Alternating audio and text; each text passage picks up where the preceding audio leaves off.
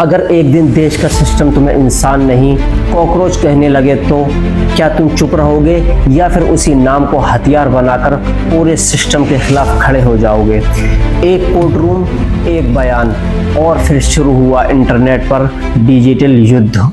Memes, reels, angry hashtags और फिर अचानक पैदा हुई कॉकरोच जनता पार्टी।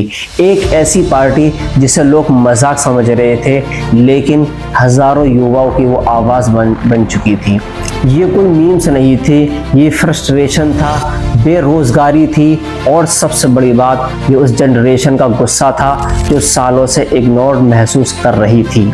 लेकिन सबसे बड़ा सवाल ये है, क्या ये एक इंटरनेट का ट्रेंड है या फिर कोई मीम है या फिर इंडिया की पहली मीम रिवॉल्यूशन है। ये कोई मीम नहीं है, एक गुस्सा, एक सिस्टम के लिए डर और सबसे बड़ी बात ये सोशल मीडिया की वो पावर है जिससे सिस्टम काबू में रहता है। जय हिंद दोस्तों। 15 मई 2026 इंडिया की सुप्रीम कोर्ट में एक लॉयर बार बार अपने सीनियर की पिटीशन को दाखिल कर रहा था और उसी दौरान चीफ जस्टिस सूर्यकांत एक शब्द बोलते हैं, कॉकरोच। और फिर internet, social media, news channel हर जगह आग लग गई। चीफ जस्टिस सूर्यकांत ने बेरोजगार युवाओं को कॉकरोच जैसा कहा। Have you seen there are youngsters like cockroaches?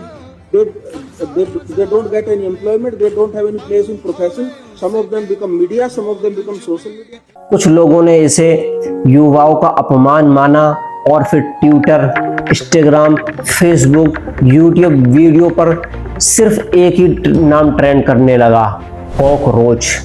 लाखों युवाओं ने इसको अपना अपमान माना और लाखों युवा इससे गुस्से में आ गए। लेकिन कुछ युवा इसे मीम बनाकर मजाक बनाने लगे, लेकिन ज़्यादातर युवा इसे अपना गुस्सा मान रहे थे और खुद को इंसल्टेड महसूस कर रहे थे। और उसी युवा में से एक नौजवान सामने आया, अभिजीत दिपके, बॉस्टन यूनिवर्सिटी का स्टूडेंट। उसने सोचा अगर सिस्टम हमें कॉकरोच समझता है तो क्यों ना इस नाम को सिंबल बना दिया जाए। और फिर 16 मई 2026 इंटरनेट की दुनिया पर वायरल हुई द कॉकरोच जनता पार्टी।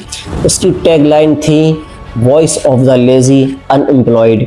पहले लोग हंसे, लोगों को लगा कि ये सिर्फ एक मीम पेज है, लेकिन धीरे धीरे हजारों युवा इससे जुड़ने लगे क्योंकि उनको पहली बार लगा कोई उनके फ्रस्ट्रेशन को समझ रहा है, उनके गुस्से को समझ रहा है। और फिर 17 मई 2026 को सीजीपी सिर्फ एक जोक नहीं रह गया था, उसका लोगो वायरल हो चुका था। इंस्टाग्राम, रेडिट हर जगह इसकी चर्चा होने लगी।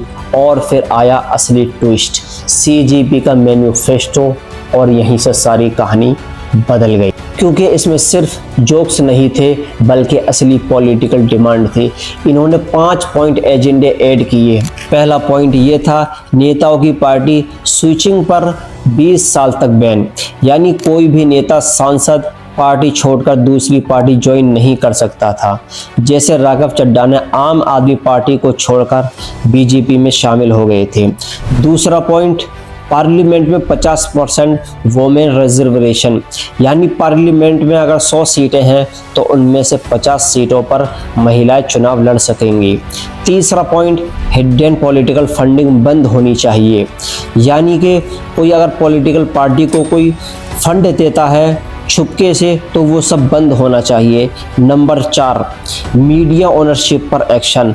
नंबर 5, आरटीआई और यूथ राइट की प्रोटेक्शन। अब लोग इन 5 पॉइंट एजेंडे को सुनकर कंफ्यूज होने लगे। क्या ये सिर्फ इंटरनेट ट्रेंड है या सच में एक पॉलिटिकल मूवमेंट? लोग इसे इंडिया का पहला मीम प्रोटेस्ट कहने लगे।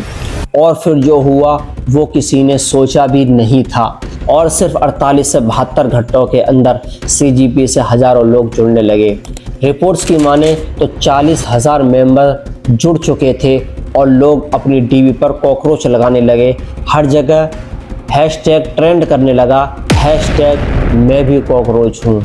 और यहाँ तक कि ओपोजिशन पार्टी के नेताओं ने भी सपोर्ट दिखाया, जैसे आम आदमी पार्टी के नेता Manoj Sisodia. Social media scroll कर रहा था, ये कॉकरोच जनता पार्टी वालों ने धमाल मचा रखा है, छाए हुए। और छाए भी क्यों ना, जब सिस्टम में क्रोकोडाइल्स छाए हुए हैं और पूरे के पूरे सिस्टम को गटर बना के रखा हुआ है, तो कहीं तो कॉकरोच भी इकट्ठा होंगे और छाएंगे। पेट्रोल के दाम बढ़ गए, डीजल के दाम बढ़ गए, गैस के दाम बढ़ गए, दूध के दाम बढ़ गए। क्रोकोडाइल्स खुशी मना रहे हैं, जश्न मना रहे हैं, कॉकरोच तो बोलेंगे ना। नीट का पेपर लीक हुआ, इस देश में इतनी सारी परीक्षाओं के पेपर लीक हुए, सरकारी नौकरी से लेकर यूनिवर्सिटी में एडमिशन तक के, एक भी क्रोकोडाइल को जेल हुई? क्रोकोडाइल ऐश करते हैं परीक्षा लीक करा करा के, कॉकरोच तो बोलेंगे ना। रेंट बढ़ गया, EMI बढ़ गई, सैलरीज नहीं बढ़ रही, क्रोकोडाइल ऐश करते हैं, कॉकरोच तो बोलेंगे ना। तो ये सिर्फ सोशल मीडिया पे नहीं, इन क्रोकोडाइल्स को ठीक करने के लिए कॉकरोचेस की ये जनता पार्टी कुछ ना कुछ तो करेगी, और मैं इनके साथ हूं क्योंकि मैं भी कॉकरोच हूं। महुआ मित्रा और कीर्ति आजाद ने भी सामने आकर खुलकर इस पर बात की और अपना सपोर्ट दिखाया, और ये पार्टी अब 20 मिलियन की पार्टी बन चुकी थी सिर्फ 6 से 7 दिनों के अंदर। लेकिन असली सवाल ये है कि ये इतिहास में पहली बार नहीं था कि किसी इंसल्ट को आइडेंटिटी बना दिया गया हो, लेकिन इंडिया के अंदर कॉकरोच पार्टी का वायरल होना कुछ और ही दिखा रहा था। इसके ज़रिए साफ दिख रहा था कि भारत का युवा गुस्से में है, फ्रस्ट्रेटेड है, उसकी आवाज़ को कोई नहीं सुनता, उसको नौकरी नहीं दी जाती, वो सिर्फ मीम बनाता है। लेकिन असली सच ये है कि उस मीम्स और जोक्स के पीछे उनका असली दर्द छुपा हुआ होता है। अनएम्प्लॉयमेंट, कंपटीशन, मेंटल प्रेशर और ऑनलाइन जजमेंट। लेकिन इस पार्टी में दिक्कत यह है कि ये पार्टी ज़्यादा दिन नहीं चल पाएगी, क्योंकि इस पार्टी के फाउंडर खुद अभिजीत दीपके ने कहा है कि उनके पेज को हैक करने की कोशिश की जा रही है और ट्विटर से उनका अकाउंट भी सस्पेंड कर दिया गया है।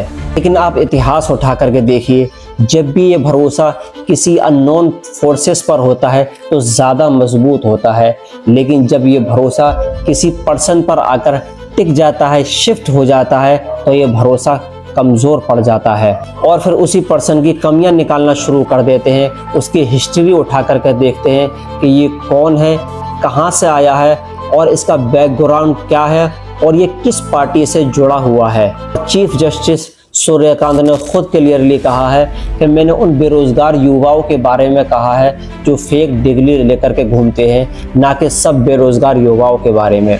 लेकिन ये फेक डिग्री वाले लोग आए कहाँ से, ये सवाल भी सिस्टम से ही बनता है कि आखिर उनके पास फेक डिग्री आई कहाँ से, उन्होंने कहाँ से हासिल की, या फिर कहीं से घूस देकर उन्होंने वो फेक डिग्री बनवाई।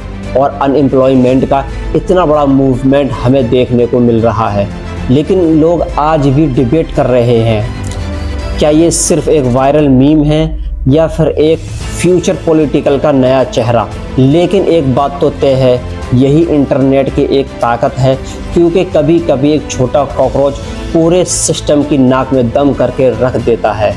अब ये पार्टी रहे ना रहे, लेकिन सिस्टम से सवाल करना हर युवा का मुद्दा बन चुका है और लाखों करोड़ों युवा इससे जुड़ चुके हैं और सवाल कर रहे हैं ऐसे सिस्टम से क्या ये हमारी मांगें पूरी की जाएंगी या फिर एक नई पार्टी बनेगी। और क्या आप भी इस पार्टी को ज्वाइन करेंगे और सिस्टम से सवाल करेंगे?